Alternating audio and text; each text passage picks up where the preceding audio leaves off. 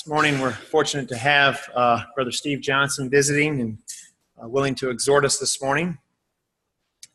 His subject will be, "Who do you say that I am?" And in preparation of his remarks, he's asked that we read from Matthew chapter 16. Matthew chapter 16, and we're going to start at verse 13. Reading verses 13 through 15. When Jesus came into the coasts of Caesarea Philippi, he asked his disciples, saying, "Whom do men say that I, the Son of Man, am?" And they said, "Some say that thou art John the Baptist, some Elias, and others Jeremiah, or one of the prophets." He saith unto them, "But whom say ye that I am?" Now let's turn our attention to Brother Steve.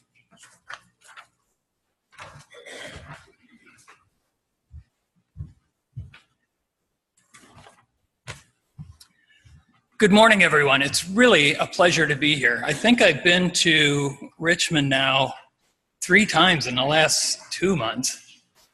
And the crazy thing is I've learned a new trick. I used to hate driving, but now I found Audible. And so it's a time machine. So you start listening to a book, and all of a sudden, here I was at Richmond, and at the end of the chapter of the book. It was terrific. So it's not hard to drive anymore because you just get going in a book that you're listening to. So you never know. I may need to listen to more books, so I might be showing up like every month or something because I want to get through another book. It's a possibility.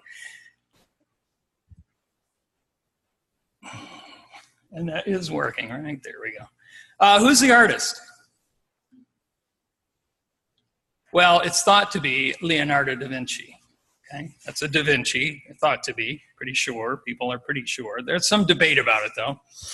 I've been reading a book about Leonardo da Vinci. Anybody else been reading this book? Have read this book? It's terrific. Wonderful biography. I almost said autobiography, but obviously it's not. Terrific biography of Da Vinci. And a word of warning. For a while, you're going to say to yourself, is this an exhortation or an art history lesson? Don't worry, we're just getting to the art history part to set up the exhortation. Okay, that's what's important. So this book about Da Vinci is terrific, and I've learned a lot of different things. You're familiar with a lot of his work. I mean, that's a classic that you see. The Vitruvian Man is what it's called. And there's also another thing going on there called squaring the circle, which is some kind of a math problem that is apparently impossible to solve, but at any rate, never mind, it's too deep for me, but at any rate, the circle and the square. But it's about proportions of man and what makes for a good. For an artist, it would be an important kind of a practice, study, something to do. Probably his most famous painting, right? The Mona Lisa. Anybody had the opportunity to be one of thousands of people standing in front of the glass plate in the Louvre and see the Mona Lisa? Yeah, you know what I'm talking about. I saw it. It's like, okay, check that off. I have a thing called world icon touching. There are a number of them still on there, but you run up, got it. Eiffel Tower, done. Anyway, Mona Lisa, same kind of thing. Da Vinci's maybe most famous painting. But here's what this illustrates. He was an originator and a master of shading. That's what Da Vinci began to do more than other people of his time. He's credited with developing that, in fact, the shading of drawings and paintings to create a 3D look. So you see how there's shading going on in his sketching even, just to make it come alive, come off the page. Interestingly, he was left-handed. So you see how the shading indicates a left-handed artist? Because if somebody's standing in front of this thing, then they're doing shading going like this, and the little curved lines indicate a left-handed artist. So this is then one of the marks in paintings and artwork that if you don't know if it's Da Vinci, they look at the shading, you go, okay, well, that's one clue, because they knew he was left-handed. He was also known for his scientific mind. As well as his art. That's an odometer there, the little thing that turns over on our car to show me that I've traveled however many miles it takes to get here. But quite a few. That's what they use that for. They'd take it down the road and they'd be able to count off distance. And Da Vinci made a living working on stage productions. In fact, in his day, he was maybe more known for that than his art. That he would fly people, he built machines that would fly actors around the stage. They had very complicated theatrical productions, apparently, and that was one of his claims to fame. He got Da Vinci in there to do the staging of this thing and make things happen that are exciting. And he did a lot of dissections in order to understand the human body. And these are there are many, many pages of sketchbooks that are known to be Da Vinci's drawings and notes and that sort of thing. Interestingly enough, this is called the Centenarian, who is that guy at the top. You see the little head, who was talking to Da Vinci minutes before Da Vinci was starting to dissect him, because the guy was on his deathbed. And they had a conversation. He told me he's something like 104 years old, so consequently this page is known as the Centenarian. And he died, and Da Vinci began taking him apart just to see, and because he was doing studies between young people, a young body and an old body, and just comparing and trying to learn. What he wanted to know, what was underneath the skin, in order to more accurately represent what the human physique looked like when he was doing paintings and drawing. Then he knew the muscle structure and what was under there, more than just looking at it and making a representation of it. He was looking for truth in a way, if you think about it. What was really underneath? There's Madonna of the yarn winder. That cross thing that the baby Jesus is holding is actually, it's got another thing at the bottom, so it's a yarn winder. But how do we know Leonardo da Vinci painted it? Normally, what do you do when you look at a painting? You look at the lower right-hand corner, right? And there's a signature. Well, the interesting thing is that Da Vinci never signed any of his paintings. So that's why there's debate about some pieces of artwork, even today. This is thought to be a self-portrait. It is in one of his notebooks, but it could be just some old guy that he sketched. But it's thought that this is him doing a self-portrait later in life. So if he didn't sign any of his paintings, which one of these, called The Lady of the Rocks, did he paint? They did both come up, right? Yeah. Which one did he paint? Because they're virtually the same. I mean, you can't really, because of the light and whatever, you can't see. There are distinct differences in tone, quality, and sharpness, and some things like that. But it's a trick question because he did both, apparently. They used to actually have almost factories for art, kind of like we do now. The artist would paint the key parts of something, and then you'd have students who would fill in a lot of other parts of it, and then they would start making copies of this stuff because they'd sell them. It's kind of interesting. So that's why there are sometimes multiple copies of things like this. So how is a genuine, if you didn't sign things, how is a genuine Leonardo, and we're getting to the exhortation part here now after all this art history. How is a genuine Leonardo determined by experts to be a genuine Leonardo da Vinci painting? How do you know? This is titled Salvator Mundi, or Savior of the World. It was first sold in art auction in 1958 for less than $100. Somebody picked that up for $100, but then the person who bought that, or somebody who saw it, became suspicious, and through various techniques, they came to the conclusion that it was a genuine Leonardo da Vinci painting that had surfaced at this point. And it sold pretty quickly after that in 2013 for $80 million. So from $100 to $80 million to a Swiss art dealer who then pretty quickly sold it to a Russian fertilizer billionaire for $127 million. So apparently it's in his collection in Russia someplace at this point. But all based on people who knew art, analyzing it and reaching a conclusion together pretty universally that it was the genuine article, the genuine thing. Here's the point to remember. Determining whether a work of art is genuinely from the artist it is claimed to be from starts with the evaluation of people who are experts by virtue of years of close association with the subject. It's that close association. It's getting involved so deeply in a certain thing that they just reach a point where they know, they can tell, okay?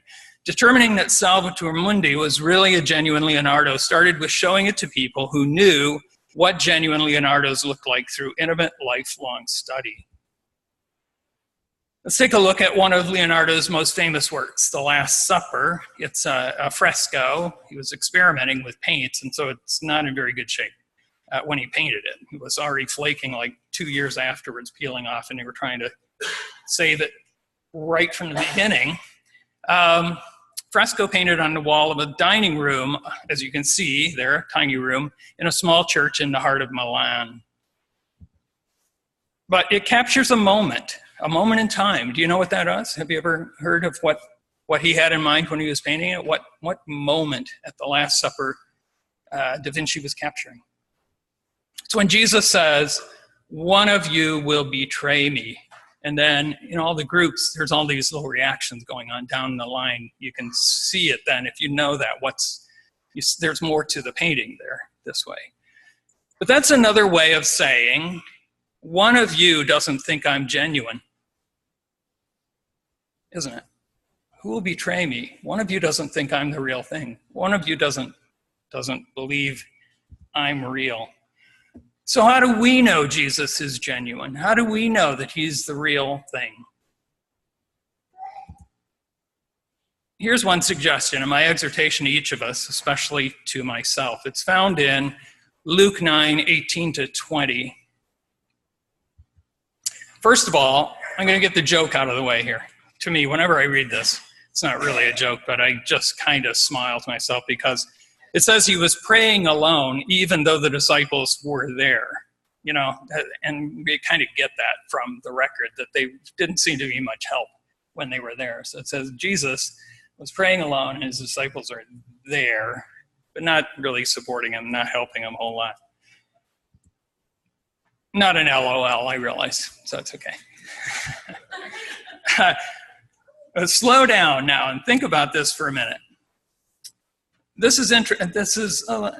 found it interesting when it occurred to me that the 12 weren't with Jesus 24/7. I mean, we kind of know that, but here he says, "Who do the people say that I am?" Well, how would they know what the people were saying about him unless they were out there in the marketplace? They were there at the Hucks or the Casey's, or they were hunting down food. That one thing when he's talking to the Samaritan woman, I think is really interesting because it says they went into town, left him by the well. This is a little side thought, but it illustrates the point. They left him at the well to go into town, the Samaritan town, to get lunch, it says. You can see him like ordering the Subway sandwiches and bringing it back. But the point, how interesting is that you could go in, they were outsiders. They didn't even really want to be in the Samaritan town. Jesus had brought them there. Now they're going around trying to buy lunch. Isn't it kind of an interesting picture? Because they didn't have fast food places, so they had to find lunch in this foreign city. Kind of cool. Well, at any rate, that illustrates the fact that, they went in, they talked to people while Jesus was on his missions, his campaigns, and they would be parts of conversations. And then that's where Jesus then says, so when you're out there talking to people, getting lunch for us, who do people say that I am?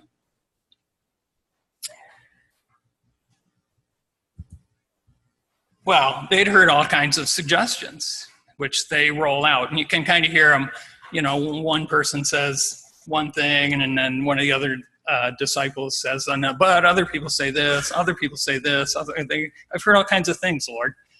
We've heard a lot. But the point is there was a real buzz in Israel about who Jesus was. People were talking about it. They had all kinds of opinions. And then he asked them the question, the pointed question. And was it an unexpected question? But who they didn't see it coming. Who do people say that I am? And they throw out this, who do you say that I am? Can you see them kind of look at each other like, what should we, I don't know, what am I going to say? What's he looking for? What's the answer? Who do I think that he is? They're asking themselves. So a bit of silence as they look at each other, not sure how to respond maybe. But then Peter is emphatic. He's unequivocal. He says, you are it. You are genuine. You are priceless. You are the Christ of God, the Savior of the world. What a moment. Just terrific. He commits to that. But what made the difference between these two groups? The people talking about who Jesus was and the disciples who knew who he, would have followed Peter's lead and say, yeah, you are the Christ. What made the difference between people out there at the subway getting other sandwiches or whatever they talked to and people who were with Jesus? It was proximity and association and commitment is what made the difference. And here's my point. Reading the gospel accounts of Jesus over and over and thinking deeply about what we're being told about in those accounts and about Jesus is how we come to know that Jesus, the only begotten Son of God, the Savior of the world, is genuine.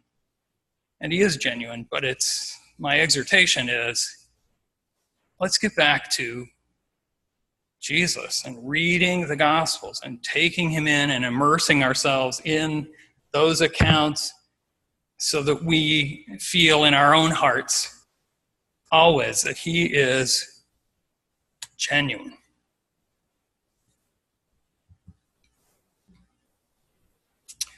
I could end there. And in Bloomington, where I speak, I'm always going for a record. My record exhortation was about 11 and a half minutes. I think that was a little longer, I'm not sure. You guys are probably used to a little longer exhortation. So I stuck another really short one on to this one, but it's about Jesus. So we're going to continue the theme here. I'm going to stop hitting that. This is one of my favorite hymns. And that highlighted line is one of my favorite lines. It's Lord, who thyself has bidden us to pray for daily bread, we ask thee but for grace and strength this day, our path to tread. But I love this line. We could not bear to hear complete the tale if it were told. I always sort of have that reaction when I'm singing it because if you think about it, it's so true. Because it's talking about our lives and what's going to happen. And there's going to be good, but there's always going to be bad. But what worry did Jesus constantly live with? That's the point. What worry did he always live with? And I really think this is what he's talking about in Matthew 6 when he says, don't worry about tomorrow. He's talking to himself. Don't worry about tomorrow, for tomorrow will bring worries of its own. Today's trouble is enough for today. Because what did he live with? The crucifixion. And then if you think about it, when did he, Romans crucified people all over Palestine, just criminals, at crossroads, and this as deterrence to crime and that sort of thing. And so people saw crucified people a lot. We don't do that here, so we don't see that kind of thing. We don't live with that, but if you lived in Jesus's time, you would. And so there's Jesus as we know at 12 he was very astute, right? But when did he read Psalm 22 and know it was him? When he was 9, when he was 7, whatever, that he knew where his path was going to take him eventually. For years, while he grew up through his 20s and then to his 30s when he began his ministry, he knew where he was going and he could see it. He would walk, past somebody on a cross and go, that's me. The thing to think about is criminals, when somebody's breaking a law or doing something, they don't think they're going to go to jail. Oh, I'm going to steal this, and then the cops are going to pull me over, and they're going to throw me in jail. I'll be there or I'm going to, if I kill somebody, I'll probably get a life sentence, and right? No, everybody's going to get away. No one thinks about what's could happen, but Jesus knew exactly what was going to happen and saw it portrayed on other people during his life. Can you see how awful that would be? How, then he thinks, and the way we do, I don't know if you do, I grew up in a house with people who, my mother, always thinking ahead, always worried, oh, what if this happens, and what if that happens, and worrying all the time, worrying yourself to death, and it's easy to project like that. And Jesus could easily go, I know what's coming, and focus on it. And he didn't. He just said, today's trouble is enough for today. We're not thinking about that. That day will come, and we'll deal with it then. And the thing is, this is from the Sermon on the Mount. So that tells us this is very early in his ministry. So it was a lifelong pressure. Listen to this, then. This is in the garden, then, when it's come time.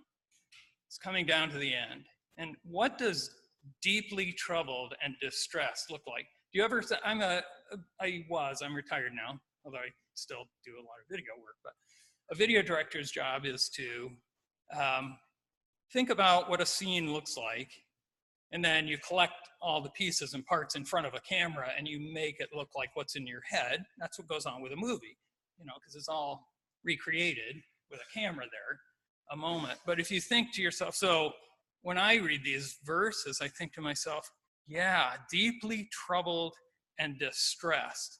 Too often we read just through the Bible quickly, and we're so familiar with it, we just don't pause to think. But that's someone, deeply troubled is just somebody who's, you know what I'm saying? It's deeply troubled, and that was Jesus. And distressed, you just don't think about Jesus being distressed. He's just so stoically went to the cross. And we said it in class this morning, not to slight that, but who for the joy that was set before him endured the cross. And unfortunately, that makes it a lot easier than what Jesus went through in a way, because we think, oh, well, of course, it was fabulous. He's going to be resurrected. He knew all that. Yeah, well, we don't get to, fortunately, see crucifixions. They were horrendous way, one of the worst ways you can kill somebody, because it takes forever and it's so painful, ghastly, awful. And so, there Jesus living with that. And no wonder he was troubled and deeply distressed, because he knew this was it. This is the moment. We're going to cross a line here, and there's no going back. And then it's interesting, he says, I'm so troubled to the point of death. And what does that mean? I think it means I feel so bad, I wish I could die right now. I'm deeply troubled to the point of death. And then what does fall to the ground look like? It says Jesus fell to the ground. I won't do it for you, but just picture in your mind, there's Jesus who just falls down on the ground and is like, that's because he knew what he had come to. He knew what was expected. He knew that he had to do it, but it didn't make it any easier to do it, right? The point is, I just want us to think about, appreciate, because I don't think we appreciate it enough, what he did for us, physically, what he did for us. And then what did it take for him to ask for the suffering to be taken away? Please, please, Father, if there's some way, please take this away, this cup. And then he came back. He says, okay, we're going to do this. Not my will, your will be done. And unfortunately, in they come with their torches and their whatever, and they grab him and take him, and then he's crossed that line. And now, there's nothing he could do. Well, he still could, remember? Don't you think I can call 12 legions of angels? Goodness. Right now, and boom, I'm out of here so fast, and you guys will be blown away by all these angels. But he delivered himself into their hands and walked. Don't you see him, the Roman soldiers who crucified him, being so surprised that here was a guy who, after being scourged and all the things that they did to him prior to the crucifixion, a guy who almost certainly, in my way of thinking, crawled onto the cross and laid out his hands. And they look at that. It doesn't say that in the record, but if I were making the movie, that's what I would do, because he didn't have to be pulled screaming and put down. He was there. And let them do that.